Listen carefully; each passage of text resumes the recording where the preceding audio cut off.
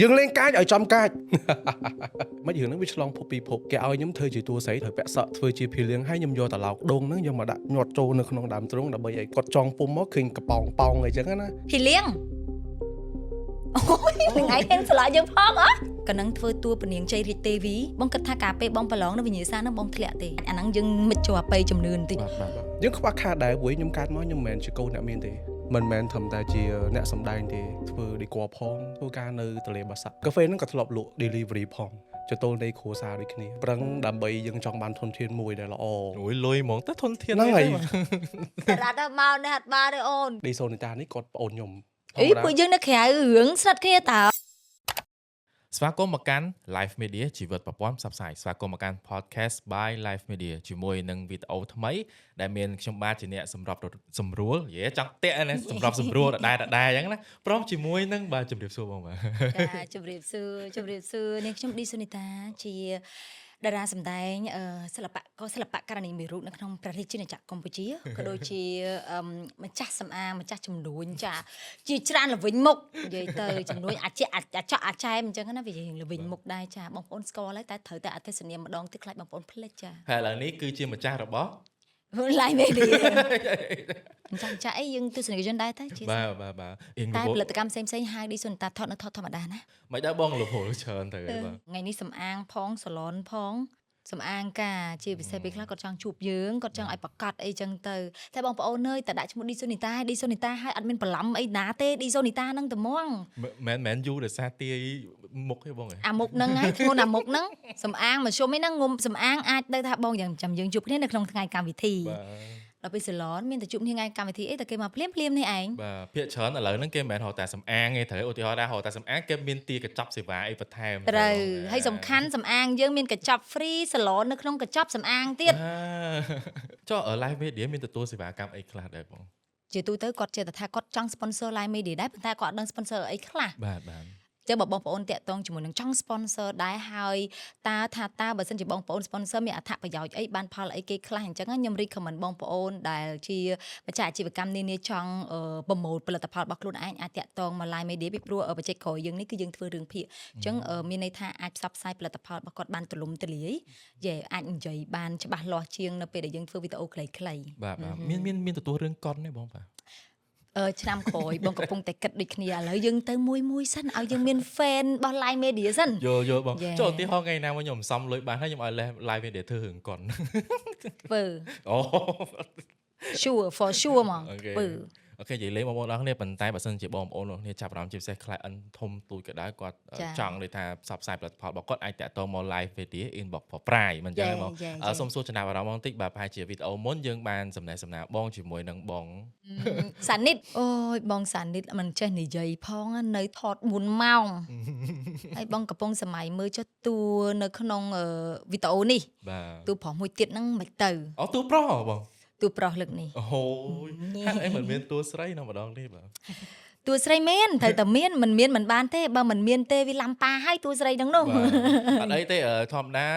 នារីយើងទុកឲ្យក្រោយមិនចឹងបងតាក់ទងមកវីដេអូនេះក៏យើងមានភ្ញៀវកិត្តិយសម្នាក់ទៀតដែលគាត់នឹងអញ្ជើញចូលរួមផងដែរចឹងកុំឲ្យគាត់រងចាំចុកជើងយូរសូមស្វាគមន៍ជាមួយនឹងភ្ញៀវកិត្តិយសរបស់យើងតែម្ដងបាទសូមអញ្ជើញបាទចាជំរាបសួរតារ៉ាត់ជំរាបសួរបងបាទតារ៉ាត់បែកយូរភ្នែកច្រមុះមាត់នៅមានដដែលតារ៉ាត់ណនៅមានដដែលតែដូចរៀងប្លែកមិនទៅបើតាមអ្វីដែលសម្គាល់ណាហ្នឹងហើយអង្ការនិយាយទេទម្រង់មុខវាមិនតែហ្នឹងវាតារ៉ាត់ត្រូវការស្ទះត្រូវការទឹកមុនចែមានយកតសៃបោះយកមកទិញអត់មានកម្រិតមានសភាពតឹងជាងមុនណាទាយភ្លាមតារ៉ាត់ទាយភ្លាមអត់ដឹងថាធ្វើស្អីទេប៉ុន្តែតឹងជាងមុនហើយមើលទៅដូចជាសស្រាយជាងមុនពីព្រោះថាការងារក៏ឃើញសកម្មច្រើនដែរបុកមកទាំងដប៉ុន្តែហេតុអ្វីក៏មើលទៅកាន់គាត់មានអារម្មណ៍ថាសស្រាយពីខាងក្នុងមកសក់ចែដូច8 10មិនតែសក់ដូច8 10តែសក់អីចឹងយកមុខសក់នឹង8 10បងមុខស្ដាប់អត់ណោះសក់8 10មុខ17អូអូនគ្នាតែមួយឆ្នាំហ្នឹងណាបាទចុះបោះខ្លួនតែនិយាយលេងសើចអីអ្នកទាំងអស់គ្នាលេងសើចអីខ្លួនបងឌីសូនីតានេះគាត់ប្អូនខ្ញុំបាទអូប្អូនហ៎បងប្អូនតាអូប្រហែលជាប្រហែលខែឬក៏ប្រហែលឆ្នាំទេបងជាអូនឆ្ងាយដែរឆ្ងាយបងតាចុះបើសិនជា ជាតាក់ទងមួយដងខ្លួនកពកពោតើអាចអាយុប្រហែលជាប្រហែលដែរ ប្រហែលមិនដែរ បាទបាទ ធំ22បានទេ អូ តារ៉ាត់ថ្ងៃនេះមកមកត្រៀមកដោខ្ញុំត្រៀមកដោជូនតារ៉ាត់ដែរតា អូទៀមក៏ដូចជូន ដោយ ទៀត សារតែខ្ញុំដឹងថាតារ៉ាត់ជាមនុស្សដែលភ្នែកមុតមនុស្សគេហៅថាមនុស្សឃើញមិននិយាយអញ្ចឹងមនុស្សមិនមែនល្បិចកិច្ចកលអីទេមនុស្សរបៀបតែភ្នែកគ្រាប់ភ្នែកថ្លាបណ្ដោយគ្រាប់ភ្នែកគ្រាន់ឃើញភ្លាមយើងអាចមើលក្នុងរយៈពេល2វិនាទីយើងអាចមើលដឹងហ្មង ភ្លេចចែថ្លាជាងមុនបាទថ្លាអូពីមុនថតមួយខ្ញុំចែគាត់អត់សូវបានសម្រាអញ្ចឹងអាព្រមនេះ ហើយមិនបានហើយចាយមិនទីប្អូន អូន អត់ទេ អូនខ្ញុំគាត់មិនសូវបានសម្រាអញ្ចឹងអាតបកភ្នែកនេះរឿងខ្មៅប៉ុន្តែបច្ចុប្បន្ននេះអ្នកទាំងអស់គ្នាមិនដឹងថាគាត់ប្រើអីទេ បាទ ថ្លាមានសភាពដូចកាប៉េះកូនក្មេងណា អូគាត់ចង់ថាកាមភ្នែកបាញ់ខ្ចី តបកភ្នែកអាខាងក្រោមនេះក៏កាន់តែខ្ចីជាងមុនទៅទៀតប៉ុន្តែអានេះពាក្យពិតទៅអ្នកទាំងអស់គ្នា នឹងគ្រាន់តែបើកក្បាលឆាកតែប៉ុណ្ណោះនៃការស្វាគមន៍បងប្អូន បាទអូខេបាទចឹងជំរាបសួរម្ដងទៀត ជំរាបសួរ បងតារ៉ាត់ តារ៉ាត់ អូខេចេះតែច្រឡំគាត់តារ៉ាត់រហូតចឹងឥឡូវហៅឈ្មោះរៀងប្រយ័ត្នតិចបង ប្រយ័ត្នបន្តិច ខ្លាច ទៅចឹង ខ្លាចគាត់កាត់លុយយំអី អ ចឹង ត់កាត់ទេអាចនឹងអូនមានពណ៌ក្រហមអីតាមមាត់មកចឹង អូយបាទខ្ញុំ ជាស្ដាយ បាទ មើលដៃផងកំដាប់ដៃគេផងចា បា ខ្ញុំអ ទ ត់អីទេដោយសារតែខ្ញុំជាមនុស្សដែល slow boat ដែរ ចាមានអីបន្ថែមទេតារ៉ាត់ តតសួរបើមានអីបន្ថែម អូខេចឹងខ្ញុំសួរតែម្ដងបាទ ថែមណា អូខេចឹងតាក់ទងជាមួយនឹងបងតារ៉ាត់ឈ្មោះសិល្បៈគេហៅវាច្រើនតារ៉ាត់ចឹងឬក៏យ៉ាងម៉េចដែរ បើនៅក្នុងសិល្បៈហ្មងអ្នកដែលស្គាល់ដូចប្អូនឌីសូនេតាខ្ញុំនេះគាត់ហៅខ្ញុំតារ៉ាត់ អូបាទ បាទតែបើ fan ខ្ញុំភាគច្រើនគាត់ហៅទៅតាមផ្សេងឈ្មោះនីមួយៗនៅក្នុងសាច់រឿង អូយងាប់ហើយគេហៅទាំងឈ្មោះចឹងហ្មង បាទគេហៅបើមែនទៅជួនកាលខ្ញុំអាចច្រឡំដែរ ចឹងណោះ បាទគេហៅឈ្មោះផ្សេងគ្នាទៅតាមសាច់រឿងអញ្ចឹង ឥឡូវសុំឈ្មោះមួយជាផ្លូវការ មួយជាផ្លូវការតារ៉ាត់បាទបើសិននិយាយពីសាច់ដែលខ្ញុំចូលសិល្បៈហ្មងគឺឆ្នាំ2018 19ប៉ុន្តែខ្ញុំសម្រាប់អំឡុងពេលហ្នឹងគឺខ្ញុំចូលបែបលឹបលទេ អូចូលលួចចូលឬក៏ លួចចូលណោះ ហ្នឹងហើយ អាយកតាមបានសុំច្បាប់គេជាផ្លូវការនៅឡើយ ជា ចា ផ្លូវការទេប៉ុន្តែបើសិនជាផ្លូវការហ្មងមកដល់បច្ចុប្បន្ននេះមួយឆ្នាំ6ខែ7ខែពេលដែលកូវីដហ្នឹងខ្ញុំសម្រាប់ការងារ យល់ បាទខ្ញុំសម្រាប់ខ្ញុំរៀបចំការងារផងខ្ញុំផ្សេង បាទ ចង់មានន័យថារាល់ថ្ងៃក្រៅពីសំដែងបងក៏មានការងារផ្ទាល់ខ្លួនដែរ បាទតិចតួចជាមុខរបររកស៊ីតិច លក់ តួ កា ច ហ្វេត្រូវបង បាទ លក់កាហ្វេ កាហ្វេហ្នឹងក៏ធ្លាប់លក់ ធ្លាប់ បើនិយាយឲ្យមែនតើហ្មងជីវិតខ្ញុំមិនមែនត្រឹមតែជាអ្នកសម្ដែងទេធ្វើការច្រើនបើនិយាយ មើល ពី សួរជីវប្រវត្តិបណ្ដោយមិនដែរសួរពីតារ៉ាត់ផង ខ្ញុំក៏អត់ដែរនិយាយដូចគ្នាអ្នកទាំងអស់គ្នា អត់ដែរមានការកិច្ចសម្ភារអីទេ អ មែន ត់ ទេ ដែរមានកិច្ចសម្ភារអីនិយាយ ហ្ម ទេ ងតារ៉ាត់ លើកទី1ដែលខ្ញុំបាននិយាយ និយាយពីប្រវត្តិទូតិចបានទេមុនជាសិល្បៈ បើសិននិយាយពីសាច់ការងាររបស់ខ្ញុំហ្មងគឺខ្ញុំធ្លាប់ធ្វើដេក័រផង ដេក័រផ្ទះយើងនេះឯងកាហ្វេ ហាងកាហ្វេ ជាប្រភេទ restaurant មុន អូ បាទខ្ញុំធ្វើការពីមុនខ្ញុំធ្វើការនៅទលេបាសាក់ខ្ញុំ manager នៅហ្នឹងផ្នែកកាហ្វេទាំងសៀ អស់ហើយ ដូចជាវានៅទៀតប៉ុន្តែខ្ញុំរកនៅអត់ឃើញវាភ្លេចបាត់ហើយវា ច្រើនពេកការងារដែលយើងធ្វើ ដោយសារតែពេលនោះបងខ្វះខាតឬក៏ យើងខ្វះខាតដែរព្រោះខ្ញុំកើតមកខ្ញុំមិនមែនជាកូនអ្នកមានទេបាទខ្ញុំកើតមកមិនមែនអូខ្ញុំដូចជាធ្លាប់អំឡុងពេលហ្នឹងខ្ញុំធ្វើការពីរប្រភេទទៀតហ៎មានន័យថាខ្ញុំធ្វើការនៅក្នុងហាងផងខ្ញុំdelivery ផងបាទខ្ញុំធ្វើនៅក្នុងក្រុមហ៊ុនមួយកន្លែងបាទប៉ុន្តែសុំលាក់ក្រុមហ៊ុនគេណា បាទបើចង់និយាយក៏អត់ឲ្យនិយាយដែរ តារ៉ាត់សុកណាត់មែននៅភ្នំពេញទេមែនអត់ ខ្ញុំកើតនៅភ្នំពេញប៉ុន្តែសុខណាប៉ាម៉ាក់នៅតាកែវ ប៉ុន្តែបងមែនសិនមិញថាពេលពីមុនបងលំបាកហើយដោយសារតែការលំបាកទៅធ្វើយើងធ្វើការបានគ្រប់មុខមិន ធ្វើការបានច្រើន ហ្នឹងហើយពេលហ្នឹងពិបាករឿងអីដែរតាក់ទងជាមួយនឹងជីវភាពផ្ទាល់ខ្លួន ពិបាកមិនពិបាកអីទេពិបាកជីវភាពផ្ទាល់ខ្លួននឹងឯងហ្មង អត់លុយចាយ អាលុយហ្នឹងវាជារឿងមួយអត់លុយទៅយើងទៅធ្វើការដើម្បីឲ្យបានលុយទៅបានជាខ្ញុំហ្នឹងវាខំប្រឹងហើយណាមួយទៀតខ្ញុំគឺជាកូនមួយកូនបើហើយក៏ជាចតុលនៃគ្រួសារដូចគ្នា បាទកូនបើតែចតុងនៃគ្រួសារវិញ បាទ បងប្អូនម៉ែអ្នកដែរបង បងប្អូនខ្ញុំ5នាក់ប៉ុន្តែយើងប្រឹងទាំងអស់គ្នាប៉ុន្តែខ្ញុំត្រូវតែប្រឹងជាងគេ មិនចឹង យើងមាន mindset មួយដែលត្រូវប្រឹងជាងគេទៅសួរថាបងប្អូនប្រឹងទាំងអស់គ្នាប្រឹងទាំងអស់គ្នាប៉ុន្តែសម្រាប់ខ្ញុំហ្មងខ្ញុំចង់ទទួលបន្ទុកហ្នឹងខ្ញុំត្រូវតែប្រឹងជាងគេដើម្បីឲ្យខ្លួនខ្ញុំវាខ្លាំងដូចគ្នា ដោយសារយើងខ្លាចសំទោសហ៎បងដោយសារយើងខ្លាចចាញ់បងឬក៏យើង អត់ខ្លាចចាញ់ទេដោយសារតែខ្ញុំចង់គិតពីអនាគតផ្ទាល់ខ្លួនខ្ញុំដូចគ្នាវ័យខ្ញុំប៉ុណ្នេះបើសិនជាខ្ញុំមិនប្រឹងឲ្យខ្លាំងទេបើសិនជាខ្ញុំមានប្រពន្ធកូនទៅខ្ញុំមិនអាចមើលថែគាត់បាន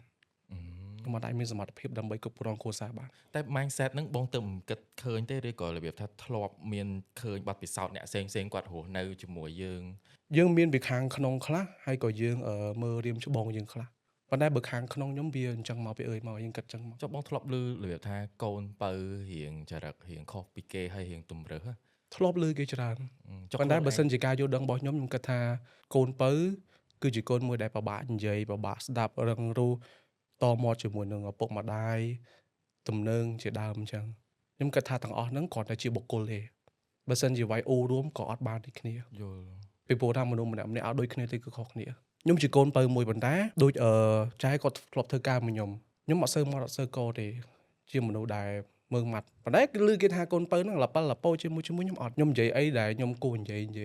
ខ្ញុំមើលដែរអត់លប៉ិលលពោហើយខ្ញុំអាយុតិចតែសួរតាមត្រង់មុនពេលដែលមកសម្ដែងហ្នឹងស្គាល់បងឌីសូនីតាបាទស្គាល់ខ្ញុំទេដែលអត់ស្គាល់គាត់ដែលមិនស្គាល់ខ្ញុំប៉ុន្តែបើសម្រាប់ខ្ញុំគឺខ្ញុំស្គាល់គាត់ហើយមុននឹងចែកគាត់តាក់ទងមកហ្នឹងរំភើបបាត់ហើយមានន័យថាយើងចង់រួមការងារជាមួយនឹងរៀមច្បងអ្វីដែលខ្ញុំចង់បានបំផុតគឺចំណេញវិជ្ជាជីវៈហើយនឹងបទពិសោធន៍ដែលគាត់ចង់បានដែលខ្ញុំចង់បានអញ្ចឹងមានន័យថាលើកក្រោយបងហៅអាច free បានយល់ហើយព្រោះគាត់ចង់អត់ free ទេតែគ្រាន់តែដារ៉ាត់ free ផែនដីនេះក្រឡាប់ចាក់ធម្មតាទេយើងប្រឹងដើម្បីយើងចង់បានធនធានមួយដែលល្អអូយលុយហ្មងទៅធនធានហ្នឹងហើយយើងធ្វើការដើម្បីបានថវិកាមែនទេបងតារ៉ាត់មកនេះអត់បានទេអូនដូចស្អីគេតួវីដេអូមុនញាក់សាច់អូនណាចាអញត្រូវលៀតត្រដាំងវិញខ្ទេចខ្ទីអស់គឺឲ្យនិយាយពាក្យកាត់តែចាំបាច់ប្រូតូកូលចេញទេតារ៉ាត់អូខេបងអូនេះលៀតអស់ហើយនេះបងនីតាស្គាល់គាត់តាមណាដែរហើយហេតុអីបានសម្រាប់ថាហៅគាត់មកចូលរួមសម្ដែងបងតែក៏ប៉ុន្តែខ្ញុំស្គាល់គាត់ដោយសារតែខ្ញុំមានមិត្តភក្តិម្នាក់គាត់ director មិត្តភក្តិខ្ញុំម្នាក់ហ្នឹងក៏ធ្លាប់ថតរឿងជាមួយគ្នាកាលពេលរឿងដូចវីដេអូមុនបងធ្លាប់និយាយថារឿងដំបូងមកបងណាភាសាគាត់ល្អមែនទែនហើយតំណែងគាត់ល្អគាត់ក៏បានធ្វើការមួយក្រុមការងាររបស់ទៅរហូតដល់ឥឡូវគឺពីក្រោយគឺគាត់ director producer គឺគ្រប់ស័ព្ទហ្មងគាត់នៅដល់ឥឡូវចានៅដល់ឥឡូវហើយតួណាក៏ស្គាល់គាត់ដែរដល់ពេលអញ្ចឹងទៅខ្ញុំក៏មាន connection ល្អមួយគ្នាខ្ញុំក៏ខ្ញុំស្ទើរនៅក្នុងការស្គាល់តួក្រោយតួថ្មីយើងស្គាល់តួមុនអញ្ចឹងណាហើយជាទូទៅក្នុងសាច់រឿងខ្ញុំហ្នឹងខ្ញុំត្រូវការតួប្រុសស្អាតហ្មងហើយមុខគាត់បើទោះបីជា role ឲ្យត្រូវសាច់រឿងយើងបែបណាក៏អត់ជៀសផុតពីពួកតួប្រុសស្អាតដែរហើយមុខប្លែកមុខថ្មីអីចឹងណាហើយតួប្រុសស្អាតនៅស្រុកខ្មែរយើងមិនមែនមានតិចទេប៉ុន្តែដូចថាពេលខ្លះមុខអត់ថ្មីយើងចង់បានមុខណារឿងថ្មីចឹងទៅប្លែកទៅរឿងយើងទៅគេច្រឡំមើលមកថាខ្ញុំចង់ឲ្យ show ចេញមករឿងល្អមើលហើយតួស្អាតហើយសាច់រឿងក៏ល្អអ្នកសម្ដែងក៏ប្រកែចង់ឲ្យវាមានអញ្ចឹងណាឆ្លិចរបន្តិចអញ្ចឹងណាអញ្ចឹងរតួប្រុសមកអេពីសូតទៅមកអេពីសូតហ្នឹងមកសាច់រឿងទៅមកសាច់រឿងហ្នឹងគឺព្យាយាមរតួប្រុសមែនទែនដល់ពេលមកដល់តារ៉ាត់គេណែនាំឲ្យខ្ញុំចូលសុចមើលច្រើនមែនទែនថាតួអង្គគាត់ហ្នឹងស៊ីជាមួយអាសាច់រឿងដែលពួកយើងត្រៀមនឹងផលិតនឹងឬក៏អត់បាទអ្វីទៅឃើញថាត្រូវច្រើនហ្នឹងក៏ដាក់គាត់សាក់សិនទេដែលតារ៉ាត់វីដេអូតួគាត់ច្រើនវីដេអូជាងតួផ្សេងដោយសារតែតារ៉ាត់ក៏ប្រកែយំដែរអញ្ចឹងមានរឿងខ្លះវាតម្រូវឲ្យតួប្រុសយំតួប្រុសខ្លះគាត់អត់ប្រកែយំអញ្ចឹងទៅនឹងឯផ្នែករឿងតារ៉ាត់លឿនអានឹងចំណុចពិសេសមួយចំណុចពិសេសរបស់តារ៉ាត់អញ្ចឹងដល់ពេលឲ្យថតដូចជាតែប្រហែលវីដេអូឯងដល់ពេលយើងមានរឿងក្រោយទៀតវាត្រូវមួយសាច់រឿងអញ្ចឹងយើងក៏នឹកឃើញសួរគាត់តទៀតរៀងវីដេអូរៀងច្រើនជាងតួប្រុសផ្សេងអានេះនិយាយថងហ្មងយេហើយបន្ទាប់ពីផុសវីដេអូជាមួយតារ៉ាត់ភាគច្រើនគេថាប្រហែលជាមុខប្លែកឬក៏សំគ្នាមិនទេស៊ីគ្នារឿងភាគច្រើនមានគេគាំទ្រច្រើនយើងសាកដាក់មិនទៅតួណាក៏រៀងស៊ីច្រើនហើយភាគច្រើនបើថាតួលេលើក៏គាត់ត្រូវគាត់ណាដូរកៅអៅដូរឈុតដូរមុខគាត់ style គាត់ទៅដូរផ្សេងទៀតហើយតួក្មេងក៏គាត់ត្រូវតួរៀងចំណាស់ក៏គាត់ត្រូវតែបើសិនជាសួរអារម្មណ៍ខ្ញុំមកពេលដែលគាត់ចាប់ផ្ដើមធ្វើតួ good looking របៀបមនុស្សប្រុស gentleman ស្អាតជាងអញ្ចឹងបានមានរឿងមួយលួចចាប់ព្រួយហ្នឹងហ្នឹងនិយាយឲ្យជ្រុលទៅអញ្ចឹងបណ្ដោយអាហ្នឹងដូចត្រូវស៊ីសាច់រឿងហ្មងយល់បងអញ្ចឹងបងតារ៉ាត់បន្តិចនិយាយពីសមិទ្ធផលការងារបន្តិចអញ្ចឹងពេលចូលសិល្បៈហ្នឹងរឿងណាដែលសម្ដែងមុនគេបាទប្រឡូកមកវិញនៅក្នុងសិល្បៈនេះរឿងដែលសម្ដែងមុនគេហ្មងនិទានស្នេហ៍កាកីដែលគេហៅខ្ញុំថាស្ដេចគ្រុឌបោះទូបាយ័នល្បីតើរឿងហ្នឹងទីទូស្ដេចគ្រុឌហើយយើងលេងច្រើន character ទៀតនៅក្នុងរឿងមួយហ្នឹងបើក្បាលមកដំបងគឺខ្ញុំជាមនុស្សស្រីយើងហ្មងមនុស្សស្រីរូបរាងជាមនុស្សប្រុសទេប៉ុន្តែយើងគឺស្រីបងអាយយល់អត់បាទដូចដូរវិញ្ញាណគ្នាអញ្ចឹងរឿងគាត់ហ្នឹងតួអង្គគាត់តួច្រើនណាក្នុងរឿងហ្នឹងគ្រប់តួហ្មងហ្នឹងហើយតែក្នុងរូបរាងតែមួយទេខ្ញុំអត់ដឹងថាអ្នកផ្សេងដូចខ្ញុំឬមួយក៏អត់ទេដូចខ្ញុំអង្គុយមួយចាយអញ្ចឹងខ្ញុំ copy អារម្មណ៍គាត់ឬមួយក៏ខ្ញុំ copy តួផ្សេងបើសិនជាសាច់រឿងមួយហ្នឹងឲ្យខ្ញុំទៅជាតួម្នាក់ហ្នឹង នៅក្នុងរឿងនិទានស្នេហ៍ការកេរ្តិ៍ហ្នឹងមានតួស្រីគេឲ្យខ្ញុំធ្វើជាតួស្រីតែនៅក្នុងរឿងប្រុសទេខ្ញុំអង្គុយមើលមនុស្សស្រីហ្នឹងមកតាំងពីការដើរតាំងពីការអង្គុយតាំងពីការគាត់ដាក់ដៃតាំងពីការគាត់កលាបភ្នែកគាត់មើលមិនអីមិនខ្ញុំព្យាយាមកូពីគាត់ឲ្យខ្ញុំមកលេងយើងលេងកាចឲ្យចំកាច អូបាទ បាទ slow ទៅចំ slow ហ្នឹង ចុះឥឡូវកំពុងនិយាយតួ slow ឬក៏តួអីដែរ តួធម្មតា អូធម្មតា បាទជួអ្នកសម្ភារធម្មតាហ្នឹងឯងមិនជាតួអីណាទេបាទចំណងជើងនិទានស្នេហ៍ការកេរ្តិ៍មានន័យថារឿងការកេរ្តិ៍ហ្នឹងគេចង់និយាយថាការកេរ្តិ៍គឺជាមនុស្សស្រីមួយដែលមិនល្អមែនអត់យើងគ្រប់គ្នាយើងតែងតែស្គាល់ការកេរ្តិ៍ជាស្រីចិត្តចាយក្បត់ប្តីទៅមានអ្នកនេះអ្នកនោះប៉ុន្តែសាច់រឿងមួយហ្នឹងគេចង់បកស្រាយឲ្យថាមនុស្សស្រីដែលមានហ្នឹងហើយវាមូលហេតុមនុស្សស្រីដែលមានប្តី2 3ហ្នឹងគាត់មានមូលហេតុរបស់គាត់មិនមែនគាត់ចង់មានប្តី2 3ទេអូដោយសារអញ្ចឹងឯណាបានគាត់មានប្តីគាត់មានស្ដេចជាភរិយារបស់គាត់ហើយគាត់មានស្ដេចគ្រុឌមួយទៀតដែលគេចាប់ទៅគ្រាន់តែគេចាប់ទៅហ្នឹងគាត់ស្រឡាញ់តែគ្រុឌគាត់នឹងយកហ្មងវាមានអង្គហេតុរបស់វាបើនិយាយពីសម័យកាលអាហ្នឹងខ្ញុំអត់ចាំទេបើសួរថារឿងហ្នឹងវាបែបម៉េចរឿងហ្នឹងវាឆ្លងភពពីភពបច្ចុប្បន្នហើយនឹងបុរាណអីដែលខ្ញុំដឹងហ្មងគឺបុរាណហើយនឹងបច្ចុប្បន្នអត់ដឹងសម័យកាលឆ្នាំណាអីសូមអត់និយាយអត់ដឹង យល់តែពីរហ្នឹងបើតាមសាច់បងថតមួយណាពិបាកជាងសម័យហើយនឹងទៅសម័យកាលបុរាណពីព្រោះថាសម័យអត់ពិបាកថតទេយើងដូរកៅអៅបែបនេះវាងាយស្រួលប៉ុន្តែបើសិនជាបុរាណវិញសម្រាប់តួខ្ញុំហ្មងខ្ញុំត្រូវពាក់សក់ធ្វើជាភីលៀងហើយខ្ញុំយកត្រឡោកដូងហ្នឹងយកមកដាក់ញាត់ចូលនៅក្នុងដើមទ្រូងដើម្បីឲ្យគាត់ចងពុំមកឃើញកប៉ោងប៉ោងអីចឹងណាហ្នឹងហើយខ្ញុំត្រូវពាក់សក់ហើយខ្ញុំធ្វើបែបហ្នឹងអញ្ចឹងវាមានបើនិយាយពីផលលំបាកមកវារៀងយូរត្រង់ហ្នឹងបាទហើយខ្ញុំដូរទៅជាអាម៉ារាជគ្រូត្រូវពុកមាត់ត្រូវគូពុកមាត់ផងត្រូវកែសក់ខ្ញុំគឺកែរហូត ចុះបើសរុបទៅប្រហែលតួដែរបងបដូរទៅ បើតាមខ្ញុំចាំហ្មងត្រូវវាចិត្ត10 តួ បាទចិត្ត ម្នាក់ឯង ម្នាក់ឯងមានខ្ញុំមានតួមួយទៀតដែលខ្ញុំស្រឡាញ់ហ្មងតួគុណធន់កាយឲ្យចរិតគាត់កតេកតើហើយមានអារម្មណ៍តួគាត់គឺខ្ញុំស្រឡាញ់អញមានជីវិតអមតៈហើយរបៀបចឹងគាត់ចឹងហ្មង ឥឡូវបងអាចចាំ character តួខ្លះៗនៅក្នុងរឿងហ្នឹងបានប្រហែលជា10តួហ្នឹង បើគុណធន់វាមានទាំងកាយវិការបើអង្គុយសំបីតែអង្គុយអីមានពុកមាត់ទេ character ដូចមុខណា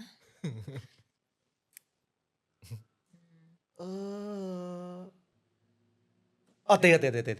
ខាងណែយកខាងនេះមកឲ្យយើងហើយអត់សោចអត់ទេ ចុះឥឡូវសុំតួអាម៉ាតវិញបង ឧទាហរណ៍ខ្ញុំអង្គុយណា បាទបង ដៃត្រូវចា យើងឲ្យការងារឯងទៅធ្វើឯងធ្វើឲ្យឬនៅ ប៉ុន្តែអត់ជំរាបសួរអញ្ចេះហ៎គ្រប់ទៀង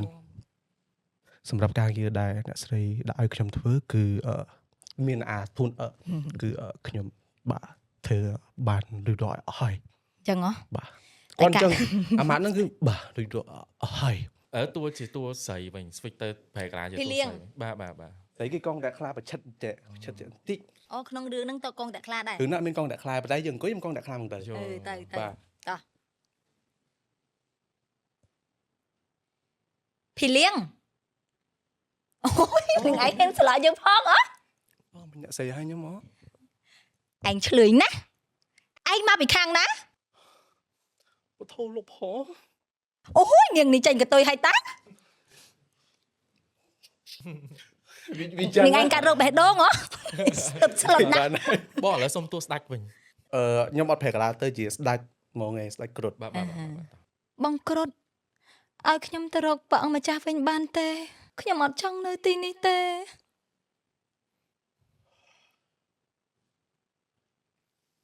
អូនចង់ទៅ ចា បានបងអត់ខត់ទេអូនទៅចុះ អញ្ចឹងអូនទៅតែបងគ្រុឌកុំយំណា កុំសង្ឃឹមថាឃើញទឹកភ្នែកខ្ញុំមិនសោះ ងាកចេញអញ្ចឹង មិនឲ្យខ្ញុំឃើញមិនក៏មិនងាក ងាកតែនេះស្អីគេងាកចេះ អូខេបាទអរគុណច្រើនបាទអញ្ចឹងបើសិនជាមានបងប្អូនទស្សនិកជនចង់ទៅរកមើលរឿងហ្នឹងអាចមានទេបងក្នុង YouTube មាន តាំងក៏ទៅនិទានស្នេហ៍ការកៃហ្នឹងអត់ដឹង director គាត់គិតបែបម៉េចទេដែលគាត់ទៅសេអញ្ចឹងណាប៉ុន្តែបើតាមខ្ញុំឮម៉ាក់ខ្ញុំនិយាយចាស់ក៏និយាយក៏គាត់ក៏គេនិយាយដូចស្តៀងនឹងនៃចឹងដែរអាចនឹងគាត់ឮចាស់និយាយឲ្យគាត់យកមកផលិតក៏ថាបានដែរពីព្រោះចាស់ក៏តែងតែនិយាយចេះទោះបីជាគេហៅការកៃហ្នឹងណាយើងស្ដាប់មើលមក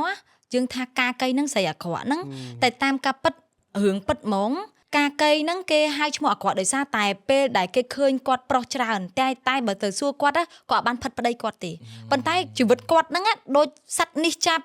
ត្រូវទៅជួបអ្នកនោះចាប់លោះចោះចាប់ឡើងហើយគេចាប់គាត់ធ្វើជាប្រពន្ធហើយបើមិនឲ្យគាត់ធ្វើប្រពន្ធគេគាត់សម្លាប់ខ្លួនអញ្ចឹងគាត់ទុកជីវិតគាត់ដើម្បីមកជួបប្តីគាត់ដល់ពេលអញ្ចឹងចាស់គាត់តែនិយាយថាបើនិយាយអីចំហ្មងមកពីគាត់ប្តីច្រើនអញ្ចឹងមីការកៃមីអីគេហៅរបៀបនិយាយដូចឲ្យដាច់សាច់ជំនាន់ពីមុនចិត្តថ្ងៃតែដូចការកៃ